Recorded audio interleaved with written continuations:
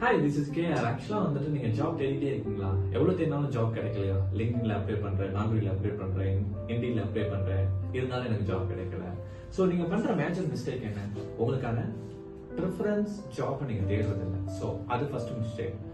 இன்னொரு மிஸ்டேக் என்னன்னா, நீங்கள் காப்பி அண்ட் பேஸ்ட் போஸ்ட்னா உங்கள் ஃப்ரெண்டோட ரெசியூமே குர்ரா அவனோட ரெசியூமே நான் வந்துட்டு அந்த ஹெச்ஆர் கேட்குறாரு, காப்பி அண்ட் பேஸ்ட் பண்ணி தரேன். இல்லை சார் உங்களோட ரெசியூம் கொடுங்க, காப்பி அண்ட் பேஸ்ட் பண்ணிட்டு என் ரெசியூம் நான் உங்களுக்கு சென்ட் பண்ணுறேன் அப்படின்றப்போ நீங்க அந்த ரெசியூம்ல உங்க பேரு உங்க அட்ரஸ் மட்டும் மாத்தி அப்படியே கொடுத்துறீங்க. கொடுக்கறதுனால என்ன ஸ்கில்ஸ் மிஸ் ஆகும்.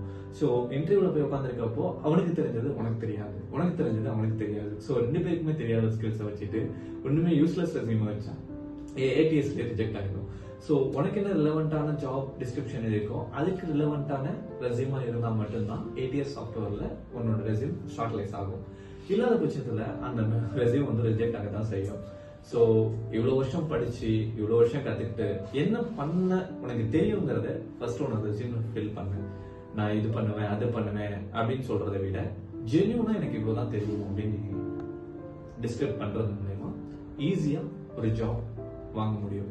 ஸோ அவங்களோட எக்ஸ்பெக்டேஷன் அதிகமாக்கிட்டு உன்னோட கான்ஃபிடன்ஸ் லெவலை கம்மியாக்கிட்டு ஒரு இன்டர்வியூ அட்டன் பண்றதை விட உன்னோட கான்ஃபிடன்ஸ் லெவலில் எவ்வளோ இருக்கோ அதை தெரிஞ்சுக்கிட்டு அந்த இன்டர்வியூஸ்ட நீங்க வந்துட்டு இன்டர்வியூஸ் அட்டென்ட் பண்றப்போ டெஃபினெட்லி 100% கெட் தி ஜாப்.